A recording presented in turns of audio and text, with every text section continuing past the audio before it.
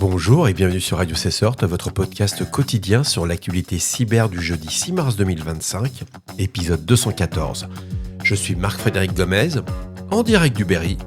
J'espère que vous allez bien. Au programme aujourd'hui, Tata Technologies victime d'une attaque revendiquée par Hunter International. Cycle Typhoon cible les chaînes d'approvisionnement IT. Google alerte sur la montée du cybercrime en tant que menace nationale.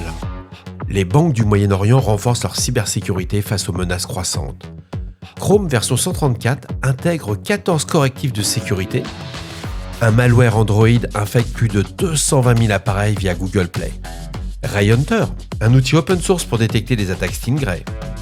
La France rejette un amendement menaçant le chiffrement des messageries. L'Assemblée nationale a éliminé un article controversé de la loi narcotrafic qui aurait obligé Signal, WhatsApp et Olvid à introduire des backdoors pour les autorités.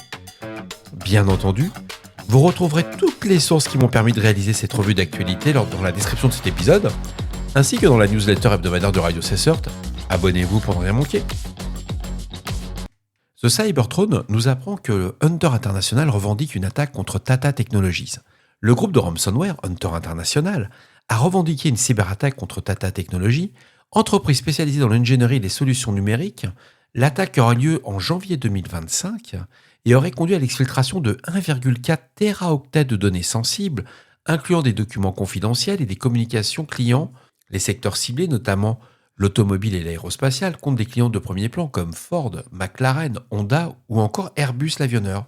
L'attaque repose sur l'exploitation de la vulnérabilité, la CVE 2020-14644, dans Oracle WebLogic. Le groupe menace de publier les données sur le dark web en l'absence de paiement d'une rançon. Tata Technologies affirme que l'impact est limité et mène actuellement une enquête interne. Le groupe APT chinois, Silk Typhoon, anciennement Hafnium, adopte ces méthodes en attaquant les fournisseurs de gestion à distance, gestion des identités et gestion des accès privilégiés, les PAM, pour infiltrer leurs clients. Microsoft signale que le groupe exploite des vulnérabilités non corrigées et utilise des clés API volées pour mener ses opérations. Les victimes incluent des organismes gouvernementaux et des entreprises technologiques aux États-Unis, en Australie, au Japon et au Vietnam. Le groupe a déjà été impliqué dans des attaques majeures, notamment l'exploitation des vulnérabilités ProxyLogon en 2021. C'est une source de chez Dark Reading, je vous recommande l'article.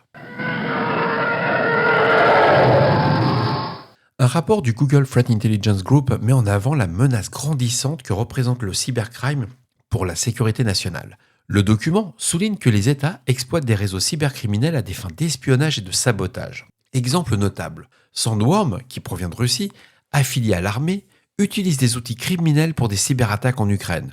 Des groupes iraniens et nord-coréens mêlent ransomware et cyberespionnage. Google appelle à une coopération internationale renforcée pour lutter contre ces menaces hybrides. C'est à lire, c'est sur 6sécurité.news. C'est intéressant cette position.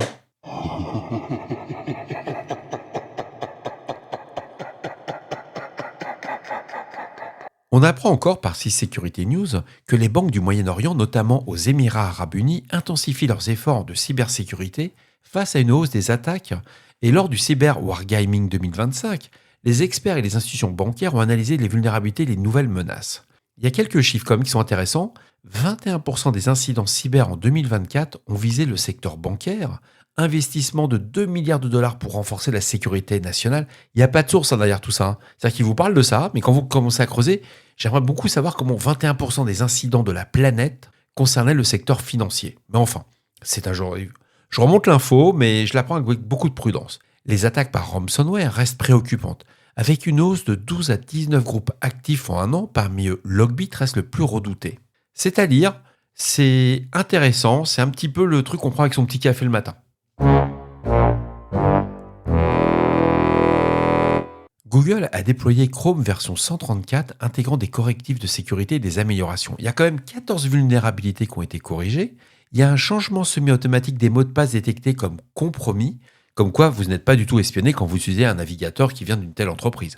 Amélioration du mode lecture et du remplissage automatique des mots de passe, restriction sur les extensions non vérifiées, renforçant la sécurité des utilisateurs. On ne réfléchit pas, on patch, mais il y a d'autres navigateurs qui fonctionnent aussi bien. Un trojan bancaire, Anasta de T-Bot, a été distribué via une application frauduleuse sur Google Play se présentant comme un gestionnaire de fichiers. Il faut savoir que cette application va toucher 220 000 devices Android via Google Play. Donc les détails techniques, c'est une dissimulation qui est avancée pour contourner les contrôles de Google, vol d'identifiants bancaires via des attaques par superposition d'écran, ciblage des utilisateurs en Europe, en Amérique du Nord et en Asie.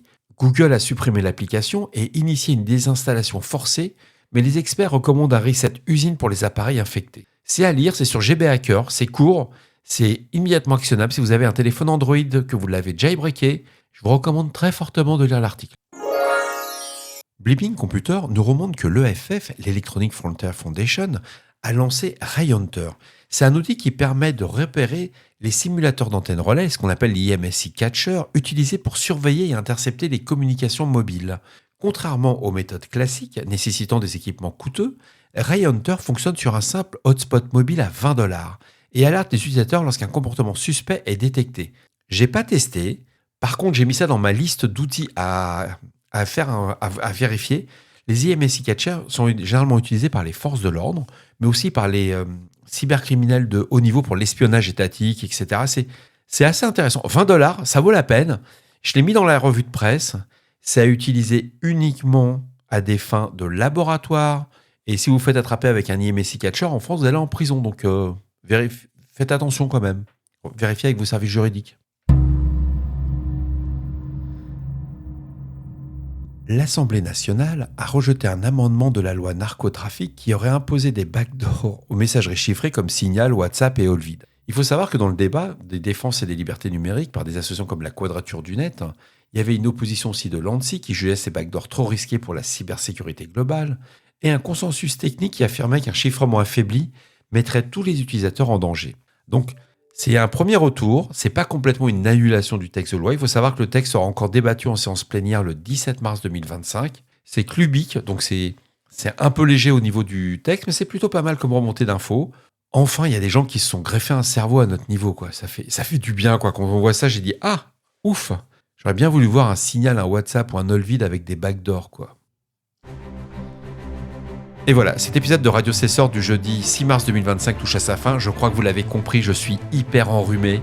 C'est pas enrhumé, c'est le rhume des foins, des allergies, c'est l'enfer. Il faut pas vieillir, on vieillit super mal. En tout cas, j'espère qu'il vous a plu, qu'il vous a apporté des informations utiles. N'oubliez pas, si vous avez des questions ou des suggestions de sujets que vous souhaitez voir abordés dans nos prochaines émissions, je suis là pour vous. Ne soyez pas timide. Laissez-moi un message sur le répondeur de Radio Cesseur au 07 68 72 20 09 ou laissez-moi un mail à l'adresse radiocesseur@gmail.com. Prenez soin de vous. À demain pour un nouvel épisode. Au revoir.